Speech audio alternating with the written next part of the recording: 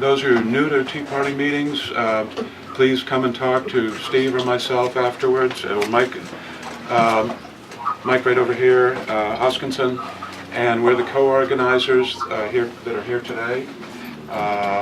And we invite you to get involved, talk to us about where your interests are. We won't have time right at the beginning of this meeting to do that, but right afterwards, or if you need to go, you can email us or give us a phone call. So we're going to jump right into our first guest. And Steve, I'm going to ask you to do the introduction.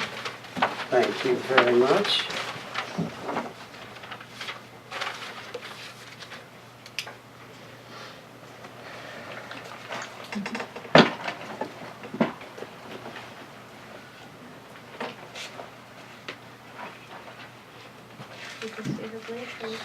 There's no time to make phone calls, Steve. Oh, no, it's on here. Just a minute. Hang on a second. Bear with me 1 second.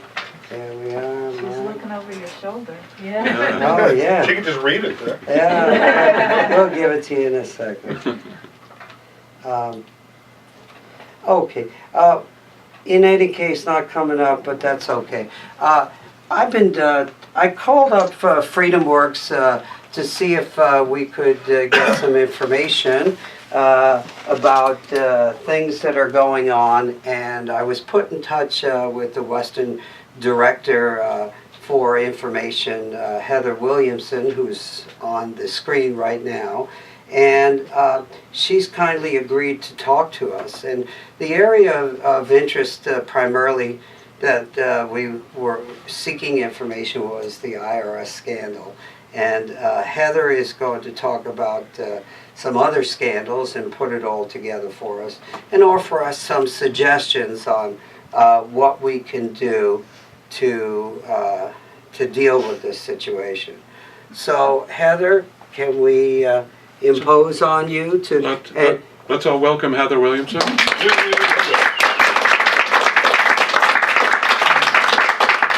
Heather, what we'd like to do is have you give us, tell us your information, and then hopefully your voice, Heather has a cold right now, but her voice is okay at this moment, and hopefully her voice is going to hold out enough for us to ask questions after her little talk. Thank you, Heather. Thanks, Steve. I'm so happy to be here with all of you today. I wish I could see everybody in the audience, but it's okay. I'm glad to be here and glad to have the opportunity to talk about what's happened with the IRS and with the NSA scandals. I am grateful for the opportunity always to talk about Freedomworks and how grateful I am to work for such a great organization who, Freedomworks is a service center to about 4 million plus activists all over the United States. And we fight for lower taxes and less government and more freedom for individuals. Oh, thanks so much. So, how many of you, awesome, hey guys, how many of you have heard of Freedomworks before? Okay, awesome. So everybody pretty much has heard of Freedomworks. That's great. And how many of you are following, or are you consider yourself members of Freedomworks? Awesome. Okay, great. Well, we have a lot of great resources for members of Tea Party groups and activists all over the United States, and so I encourage you to check out our website and stay involved. So let's start with a brief overview of what happened with the IRS scandal. Let's start with about 2010. In 2010, several IRS offices, including those in Cincinnati, Ohio, El Monte, California, Laguna Niguel, California, and Washington, D.C., systematically discriminated against conservative groups. The targeting was not the work of a few rogue agents, as IRS Commissioner Stephen Miller initially claimed it was. The IRS targeted organizations who, quote, criticize how the country is being run, unquote, singling out those with Tea Party, 912, and Patriot in their names. The agency harassed right-leaning 501c3 applicants with intrusive questions, including, quote, please detail the content of your members' prayers, end quote. 160 such applications were delayed for some of them over 200 days, some for more than 3 years and 2 election cycles. During this period, the IRS approved applications from several dozen groups who use words like progressive, liberal, and equality. Media Trackers, which is a conservative applicant that had been delayed for 16 months, was approved in 3 weeks after it reapplied under the name Greenhouse Solutions. Yeah. The White House account of these things has kind of changed several times. I don't know if you guys have noticed that. While the White House initially maintained that it had learned about the scandal through the media, it has since been revealed that both Chief of Staff Dennis McDonough and the Treasury Secretary Jack Lew were aware of the scandal a month before. Under the Obama administration, IRS higher-ups have treated themselves to extravagant entertainment and lavish conferences on taxpayers' dimes. The agency spent over $60,000 producing 2 short films for fun. Let's see, in one instance, the IRS paid for the construction of an elaborate mock-up of the bridge of the Starship Enterprise.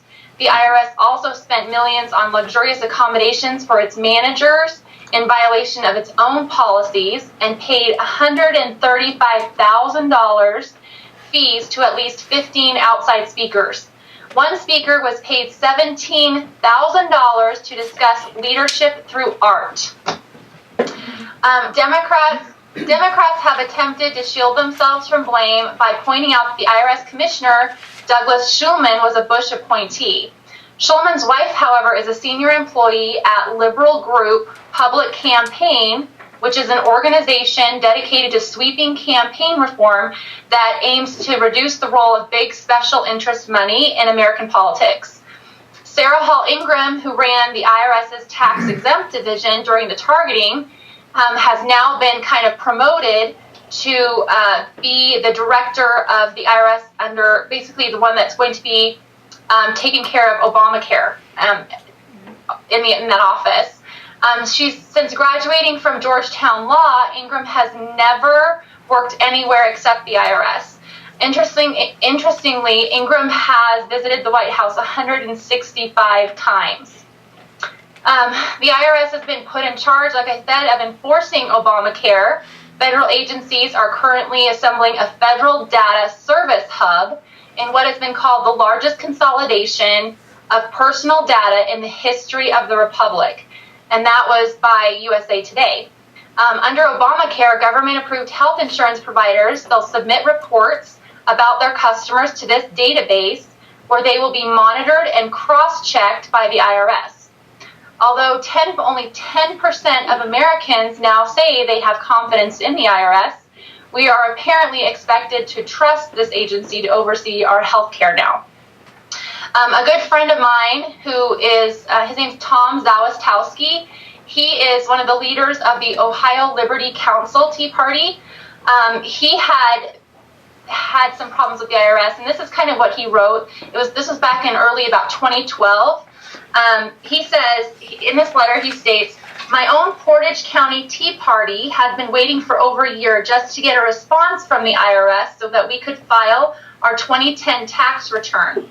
In the attached PDF, I share with you the additional information requested of the Ohio Liberty Council from our June 30th, 2010 application, which we just received on January 30th, 2012. Yes, they took a year and a half to respond to our application, and then they're giving us 2 weeks to respond back. As you will see, this is no simple request. Here is what the IRS has demanded from our group. A hard copy printout of the website. A PDF file emailed to the IRS will not suffice. List all social media outlets being used, Facebook, Twitter, etc., and include a hard copy printout of every posting. A narrative description of every activity of your organization since June 30th, 2010, and they do not want a mere description of the events, but full details, including who conducted it, their qualifications, who was allowed to take part in the activities, and how they were selected. Was there a fee? How much? The IRS also wants to know about the members of the group and their roles and more, asking specifically for the name, address, and corporate federal identification of all organizations that are members of our organization. So, obviously we've seen the mainstream media not really take this very seriously. We're just now kind of seeing them open up more and doing a little bit better reporting. But this should worry all Americans, regardless of their political views. This is not a partisan issue. The federal government should treat all Americans equally.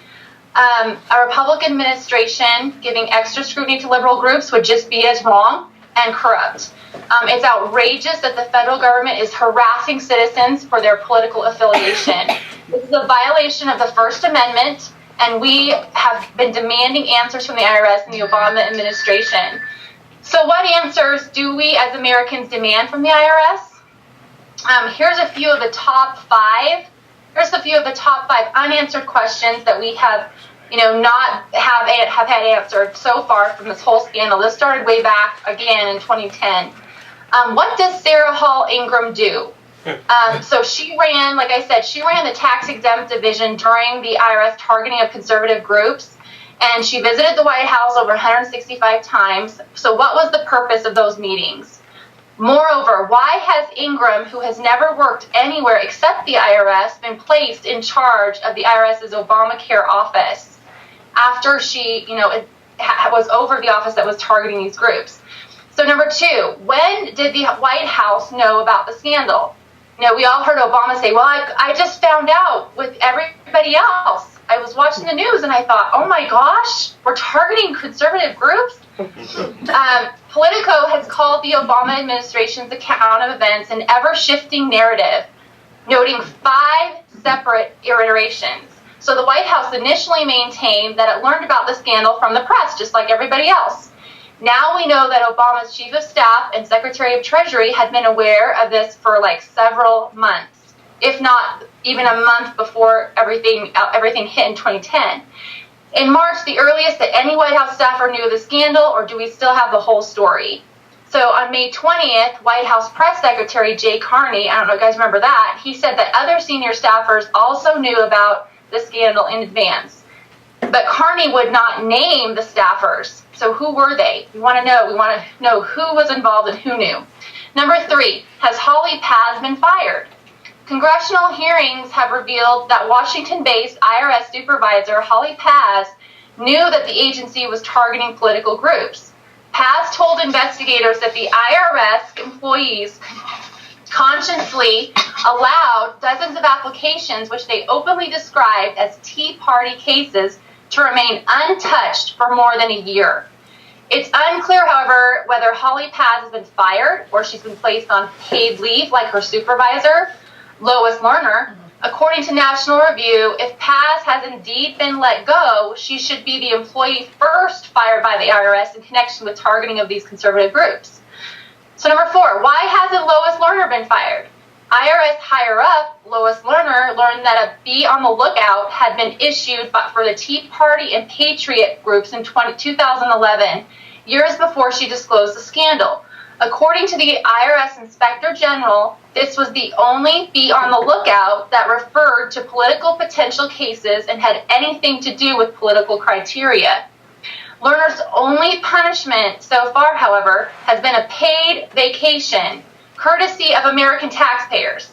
Does our government not understand that the IRS's political targeting was a fundamental violation of America's trust in government?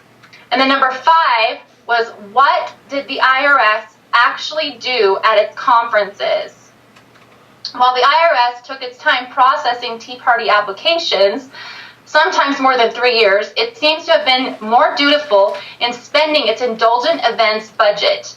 The agency spent some tens of thousands of dollars building a mock-up Starship Enterprise, violated government rules by booking top-dollar presidential suites, and hired costly speakers to lecture on frivolous and irrelevant subjects. So you guys can even look up on YouTube. They have a video showing the IRS how they created this Starship Enterprise and did this kind of training at one of their conventions, and it's crazy. If you Google it, you can Google IRS Starship Enterprise, and you can see what that was all about. Now, even scarier, like I talked about, is that the IRS now, under Obamacare, will have 47 new powers and duties, requiring thousands of new employees and billions of more dollars.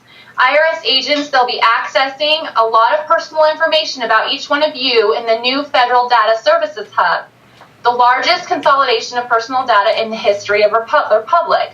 So the potential for abuse right now is staggering. So what happens when the IRS abuses its power? The simple answer, as we've seen so far, is not much. So, some of the IRS employees will get paid vacation, they'll get administrative leave. Others have actually been rewarded. Like I talked about Sarah Hall Ingram, she was a former head of the office that targeted the political groups, has now been put in charge of administering Obamacare. So civil service rules try to protect federal bureaucrats from undue political influence. They also tend to shield these bureaucrats from accountability. It's extremely difficult to fire a federal employee, even if we have evidence against him. Bad actors are merely placed on administrative leave, while political appointees can be fired immediately. A federal employee can appeal to the Merit Protection System Board, and the initial appeal process takes an average of 93 days to process. And then even if the board finds that there's evidence against the employee can appeal again to a national board, which takes an average of 245 days. So that equates to almost 3 years. So nothing can happen for almost 3 years to any IRS employee that is found to have done something potentially illegal and been penalized. So at the beginning of his first term, Obama announced a democracy requires accountability, and accountability requires transparency. Corruption, incompetence, and the violation of individual rights are unacceptable and should not be tolerated. So if the president believes in accountability and transparency, he should deal firmly, and we should see some accountability from these bureaucrats, especially the political appointees. Those who have acted illegally or unethically should be fired. An unwillingness to hold political appointees accountable invites abuse. It also raises questions of how high the corruption really goes. For example, is Sarah Hall Ingram being rewarded for following some orders from higher up the chain? Think about how the IRS now can abuse your health care. You don't drink the Kool-Aid of big government? Well, maybe we'll just delay your application for health care subsidies or drown your company in paperwork. Maybe we'll interpret the rules so you're getting taxed. Lord Acton famously declared, "Power corrupts, and absolute power corrupts absolutely." Why would we reward the nation's most feared and hated agency, an agency that has violated the rule of law, by giving it the power to control our health care? It's just a recipe for abuse. So what can we do about this? What is being done right now? So Freedomworks, we've done this. We've started this campaign, which has just recently succeeded. The House GOP leadership has agreed to hold a vote on Dr. Tom Price's Keep the IRS Off Your Health Care bill. The vote is set to take place in about 2 weeks. The bill is H.R. 2009, and it would completely remove the IRS from enforcement of the presidential's controversial health care law. Since the IRS is Obamacare's lead enforcement agency, it's granted all those new powers and individual mandate. The bill would effectively end the Washington takeover of health care.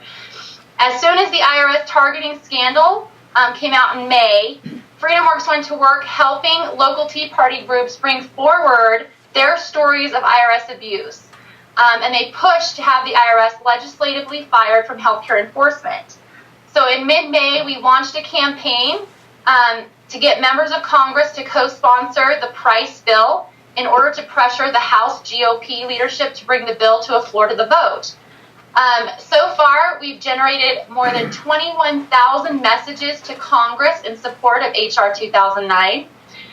Dean Clancy, who is our Director of Policy at Freedomworks, he says in his 20 years of working in and around Congress, he's never seen in that amount of time, a bill that has that much amount of support from Americans all across the country. So people are fired up about this, and they're excited, and that they're making calls to all of their congressmen demanding that they sign on to this bill. So now that we've gotten Congress to sign on and scheduled the bill, we have to get them to pass it. So we need each one of you right now to take action. Go to our website, freedomworks.org, and sign the petition to tell your congressman to sign the bill. Again, the bill is H.R. 2009. It's been by Congressman Tom Price is the sponsor. So now, that was just the IRS. Now we're going to talk about the NSA. So buckle up if you're not already scared to death. Now we're going to even scare you even more. So we've got the NSA, the National Security Agency. They used a top-secret court order to collect telephone records on millions of Americans without their consent.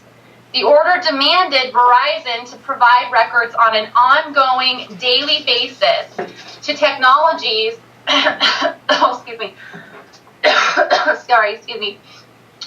to the federal government on calls both within the United States and between the United States and other countries.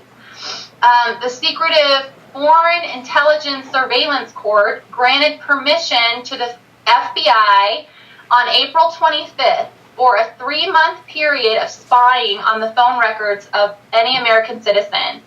The court expressly barred Verizon from disclosing the massive intrusion on privacy of the public. They couldn't tell anybody that they were doing what they were doing. The court has allowed the federal government to spy on phone calls and track the American people without their consent or knowledge. This is just one more step in the NSA plan to collect and track data on every American citizen. The NSA has quickly become the largest, most covert, and with the help of technology and court orders, the most intrusive intelligence agency devised by man. According to Wired, the NSA has established the country's largest spy center in the mountains of Utah. In fact, I sit not more than a mile away from their new data center, which is literally you can walk outside my door and I can see this massive building being built up on the hill about a mile away. Unless Congress acts, the NSA's long train of abuses and usurpations will be permitted to take America down the road of tyranny. The power of the NSA should be constrained by the Constitution. The Fourth Amendment states the right of the people to be secure in their persons, houses, papers, and effects against unreasonable searches and seizures shall not be violated, and no warrant shall issue but upon probable cause. When the British occupied the colonies, they seized persons and their property without justified cause. Based on these early experiences, the founders recognized the importance of allowing people to be safe from unwarranted search and seizure. The NSA's ability to catalog data on U.S. citizens does not give them the right to do so. William Binney, a former senior NSA crypto mathematician responsible for automating the NSA's worldwide eavesdropping network, quit in late 2001. He stated, quote, "They violated the Constitution setting it up, but they didn't care. They were going to do it anyway, and they were going to crucify anyone who stood in the way," end quote. The world of digital technology does not give license to infringe upon free speech, and neither should it permit federal intrusion into people's private information. The cyber world is not exempt from the Fourth Amendment and the U.S. Constitution.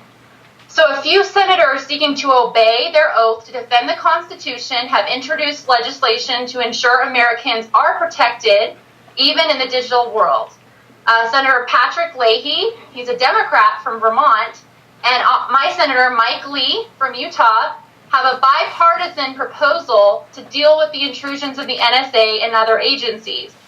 The Electronic Communications Privacy Act Amendments of 2013 makes it clear that a search warrant requirement is required for the government to obtain emails and other electronic communications of American citizens. Another bill by Senator Rand Paul of Kentucky is even broader. The Fourth Amendment Preservation and Protection Act of 2013 would extend Fourth Amendment guarantees to the cyber world and electronic communications. Rand Paul's bill would protect all records held by third parties from any agency of government without a warrant issued by a judge.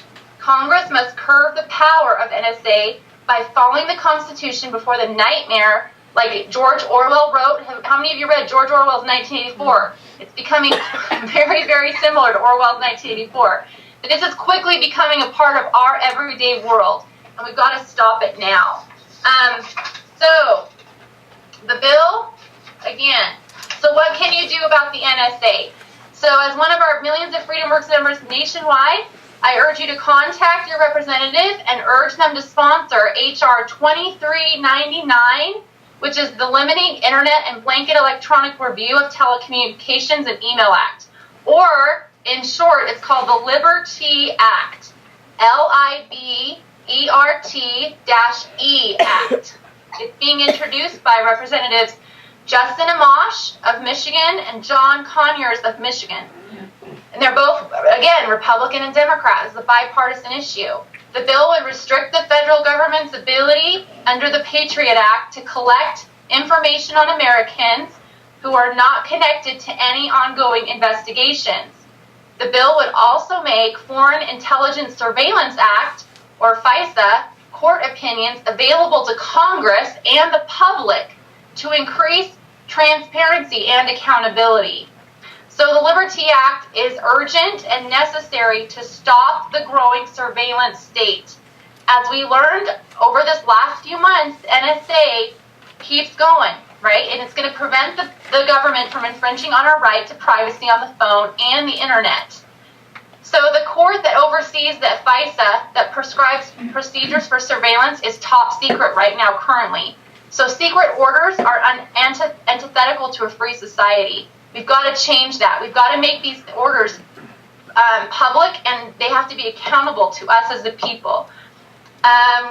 Okay, so the Bipartisan Liberty Act would protect our constitutional rights and increase government transparency. So I encourage every one of you to go online today, sign the petition, and urge your congressman now to support that act.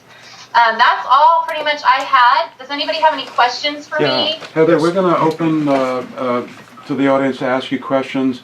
I just want to, before we do that, mention we titled this talk IRS Scandals and Opportunity, and we chose that title because we're seeing that these issues have a lot of resonance, and I know that for a fact because there's been a big bump up in people joining the Tea Party in the last few weeks and the last month. And I think it's pretty clear that it's over these issues. And we as Tea Parties can get out and get some visibility towards these issues by going out to the streets and so forth. So in addition to signing these petitions and urging our representatives to support this legislation, what would you say we should do on the street in terms of getting our neighbors and our citizens to be aware of these scandals?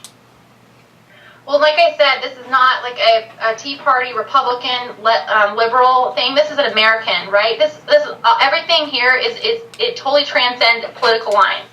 This is an American issue. American citizens need to be aware of this, and you need to be telling people and talking about this. Did you know that this has happened? Do you know that this is going on? And then have them. You just go do some research on your own, and then have them do research. Send them a few links to some articles. Does Freedomworks? There's so much out there. There's so much out there on this information, and say, hey, guess what? We meet. Our group meets this time and this place once a month or once a week or however long. I invite you to join us because we talk about these issues. We become educated on issues, and then we learn how to take action on issues. Great. And so those are ways, and just invite them to come, because those are ways that you can right now start growing your groups and start growing your influence. Does Freedomworks have handout literature or something that we can reproduce and hand out that summarizes the points that you made in your talk? Yep, absolutely. All the data and information that I've gotten on is from our analysts who write daily on these issues, and they're all on our website on freedomworks.org. There's a great search feature, and so you can just search IRS or search NSA, and it'll bring up blog posts of different bloggers that have written articles about these two different things, or whatever you're interested in learning about. You can go in and search for anything, and you can read, and they're not long articles. These are pretty short. They try to keep all the information relevant, and they give you their citations at the end. So I encourage everyone to go on there, and you can print them off, print off an article and hand it out to people, whatever you think you want to do. Great. Heather, first let's all thank Heather for her presentation. And I know my co-organizer Steve here is eager to ask you something, so we'll let Steve start. Well, I just want two things. I just wanted to get the bill numbers for Pat Leahy's bill and Rand Paul's bill, the HR numbers. Okay. Let me see if I can find Well, those. while you're doing that, Heather, I just want to tell everybody, we joined Freedomworks online, didn't we? We did. So I just want to tell you, our members can go to Freedomworks, and you'll find us. You want to tell them how to do it? I will send an email out with all the information about what our area of Freedomworks is there. And you can post a blog on Freedomworks on our website, or you can ask questions or make comments and so on. So it's really very user-friendly. Yes. And they've been a great organization supporting groups like ours. And if you're not familiar with them, go to their website, learn all about them. All right, we'll take questions from the floor. Yes. I want to be able to respond intelligently to challenges, and one of them is in this modern day where the world is so small and so digitally oriented, and we're up against an enemy that is focused on using that technology to organize and attack us in whatever way they can. How do we draw the line between our personal freedoms as American citizens and the responsibility of the government to protect us from digital threats? Right, and that's pretty simple. I mean, if it's unwarranted, if they don't have, all we're asking for is, unless there's justifiable cause, they should not be needing to monitor Americans' emails or correspondence. The minute there's words that trigger things, like you said, we don't even know. I was talking to a guy yesterday in my house who has been involved in the government on the intelligence level for years and years and years, and he was telling me things. He couldn't go into details because he obviously had signed, he couldn't disclose a lot of the information that's private about specific technologies that the government has. But believe me, they have the ability to know who to target and who not to target, or what is justifiable cause. And so they have the technology available to say, to see words online that trigger, the potential for, okay, this person could potentially be a terrorist because they're using these words, they're using this kind of a language, and then that would give them the ability to go to a judge, take the information, get a warrant, and then continue on, basically monitoring them. So those kind of things, are they have the ability to do that. We're just saying, look, if there's not justifiable cause, you need to stay out of my life. You need to stay away from me. I do not need to be targeted. I do not need to be monitored. And I do not want my information collected. How did they miss the Boston guys? That's a very good question. I don't know. They said they can't go to. Probably because they were focusing on people that were Tea Party and conservatives instead of actually looking for terrorists. Yeah. There's an They answer won't to that. profile, right? There's an answer to that. Let me which is wait that for me to recognize you. Yeah. Yes, Oh, go I'm ahead. sorry. No, the reason is that they were instructed not to probe certain areas like mosques, for instance. I mean, the FBI has been warned off of that. Right. Stephen Coughlin, who works with Frank Gaffney now, was fired from the Defense Department for trying to expose infiltration. And he's given lectures, which are online, about the instructions that have been given to people in all branches of government to basically back off from any investigation of Islamic affiliations in terrorist investigations. I mean, I'm sure you've all heard about the trying to make it un-PC. Basically, people getting killed because of political correctness going Yeah. wild. Well, so that's why they didn't really look too deeply into Sarnaya's books. I mean, they were following them, but they didn't go far enough. And I think it was a result of Yes. Okay, another question, Mike. Heather, when you have a petition online at Freedomworks and everybody goes on and signs it, what are the mechanics of how that information gets delivered to the right source or the right person it needs to go to? Yeah, so I used to work in Senator Lee's office, and what happens is when I was in his office, Freedomworks, because we have our relationship with the senator, and a lot of the congressmen and senators, especially on the conservative side, have good relationships with Freedomworks. They understand that they've got 4 million activists that are members in some way or another and are involved in what Freedomworks is doing. And so when we come in and the policy analyst takes this petition and says, look, we've got this many signatures, we've got this many people that have signed this petition saying that they want this bill to move forward, it holds a lot of sway with our congressmen and senators because it helps them understand the American people are behind this. It's not, this is an issue that we're going to get support from the American people, and they're very concerned about it. So that's kind of how it works. Okay. Thank you. Thank you. Next question. Yes, sir. I hear a lot of times people say, well, the solution is you write your representatives. What do I do? You write your representatives. Well, let's be honest, in California, you're in Utah. We're in California. Yeah. Okay? Yeah. My congressperson, my representative is Maxine Waters. So I can write her all I want. I can write her every day, every hour. Right. It's not going to do anything. So given that, Dianne Feinstein's not going to listen to anything I have to say. No. Right. Maxine Waters and Barbara Boxer, they don't care. So that sort of path is a dead end. I've been very disappointed that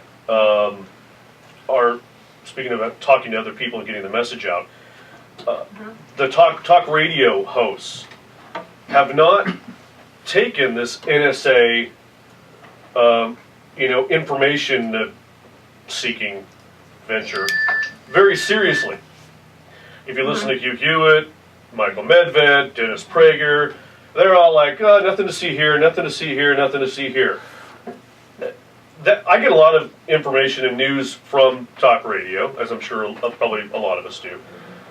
And it frustrates me that this issue is not given the weight that I believe it deserves, and Freedomworks obviously believes it deserves, and I think a lot of us do.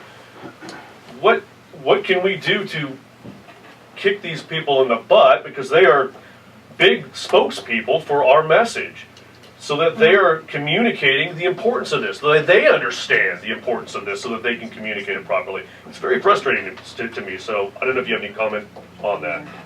No, I agree. I feel your pain. I know that's how it is for a lot of Americans all over who have liberal or Democratic congressmen or senators, even some Republicans. I mean, I have Senator Mike Lee in Utah that definitely is fighting for our freedoms and believes in the constitutional government as the founders saw the Constitution. But then I've got another senator who's kind of gone. He's been in there way too long, Orrin Hatch.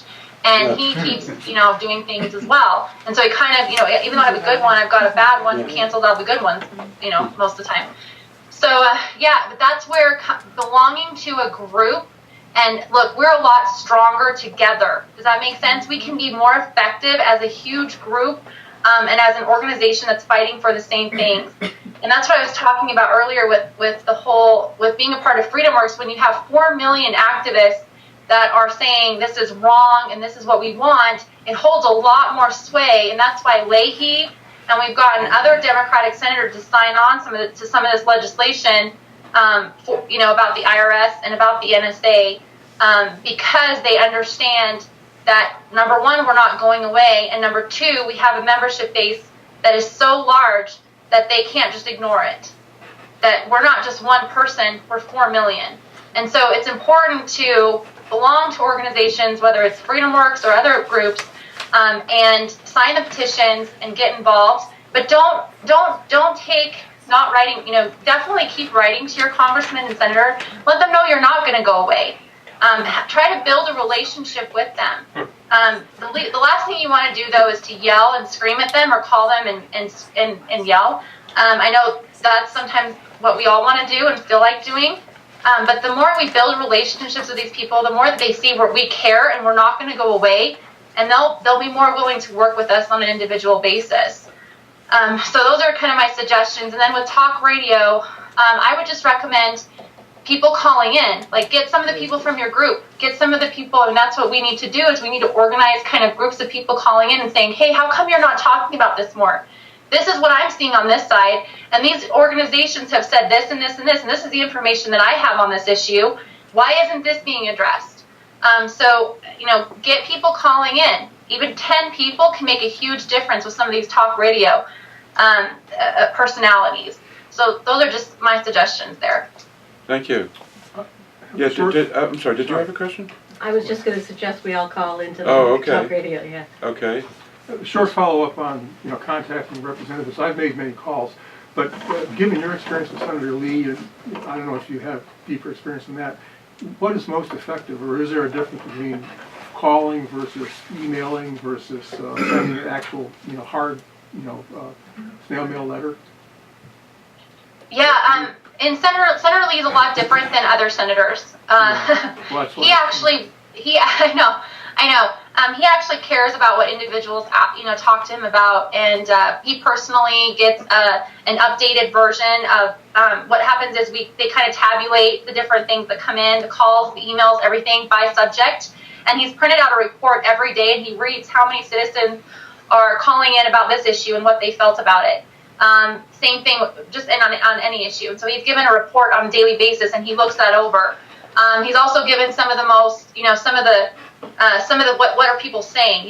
They put in a couple of the correspondence in the different categories. But a lot of senators, they don't care. You're like a tally mark, right? And they're like, oh, we've got a lot of people calling about this, but they've already made up their mind because they're in this political game where they're getting paid to. You scratch my back, I'll scratch yours kind of thing, and they'll say, okay, well, we need your vote on this, and then I'll vote for your bill on this, right? So no matter how many calls, no matter how much you do, their vote's already been secured. Sorry. And that's frustrating, but that's politics, that's Washington politics, and it's sad, but it's reality. But that doesn't mean that we should give up. And that just means that we need to work harder and smarter at getting good people elected. Let me let someone else have a chance. It's wonderful. Yeah, I get two things. One, first of all, related to what you were saying about, or something saying about the talk radio or TV personality. Could you speak up louder so she can hear me? Yeah, I just want to say one thing. This is related to Edward Snowden. I don't know how many people actually listened to the video. It was obvious to me some of the talk or the TV personalities like Bill O'Reilly, whatever. I don't think he actually watched the video. If you watch it, I normally am a person that would kind of lean towards national defense interests, blah, blah. If you watch this video, you have to watch it to see what he says. It's chilling. And it plays into the second part of my question is, the amount that he says that a spy, what he can do as an analyst was mind-boggling. It beyond the FISA court and so on. But the one thing that does concern me, though, back to the IRS thing about joining groups, being on a list, related to what the IRS, there's examples of, was it Freedomworks, where,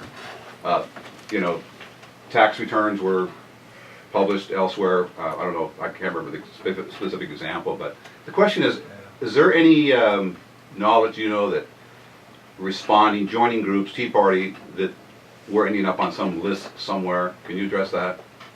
Well, of course, IRS or of whatever. course we are. In fact, I was talking to the guy yesterday. He said, of course, the guy that's been in the intelligence agents or working for government intelligence for years. He said he and every American citizen right now, if you're involved with the Tea Party, if you what is it like? If you belong to, if you've used the word Ron Paul in any of your talking or correspondence, there were some triggers, you know, that he said. Of course, they have a file on every one of us who believes in constitutionally limited government, because we are potential terrorist threats. You know, we're terrorist threat according to the federal government. So I'm sure every person in this room, in your room, and myself and every member that truly believes in individual liberty and freedom and our constitutional rights is on some list. But, you know, that doesn't mean that we should be scared. That just means that we need to be ever more vigilant in who we elect and getting that information out to our other American citizens, because they should be concerned as well, and they should be taking action. Thank you.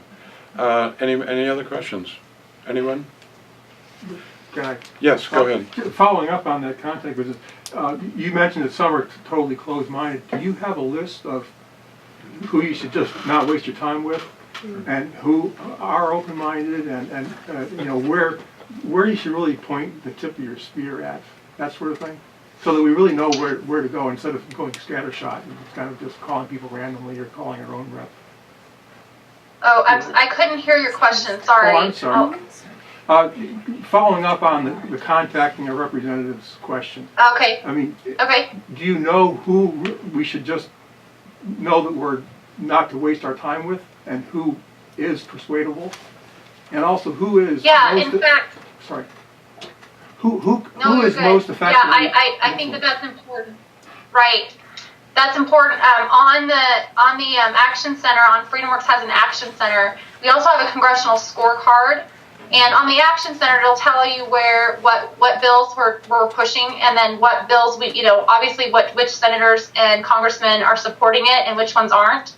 But we hope that every American citizen would be contacting their own legislator and congressman and senator. But if we need specific help targeting an individual, what we do is we send out an action alert saying, here's the senator or congressman that we need pressure on. Contact them immediately. But there's a congressional scorecard as well on our website that shows the percentage, like what support, whether, you know, Mike Lee, obviously he has 100%, Rand Paul I think has 100% scorecard on Freedomworks' website. You can look up your congressman, you can enter in your zip code and see what score that they have from Freedomworks. And then we do that all across the country, so you can check out the different senators and congressmen in California, or in other states, and see where they rank.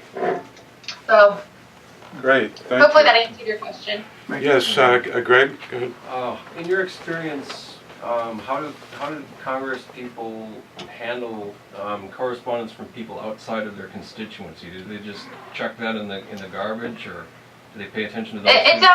It's on an individual basis. Some of them understand that they're part of a whole, right? And they appreciate hearing from Americans as a whole.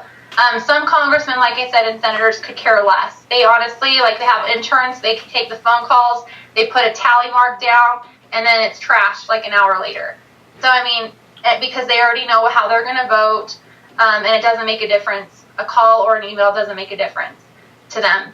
But a lot of senators and congressmen, at least the good guys that I know, like Mike Lee, Rand Paul, and I'm just trying to think of several others. Like my congressman Jason Chaffetz is one of them as well. He's a good one. Like when we write into him, we'll get a personal response, and he cares about individuals. So it depends really which congressman and senator it is, as to whether or not they're going to care about the phone call or email. You know, you raise a good point. I'm sorry, I'm behind the camera here.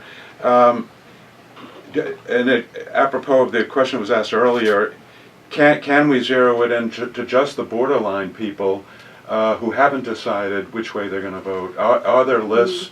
Besides that, you have scores there, but some of us may not know how to read those scores to determine who are the borderline people. Yeah, I would say just follow on the Action Center. There's an Action Center on our website.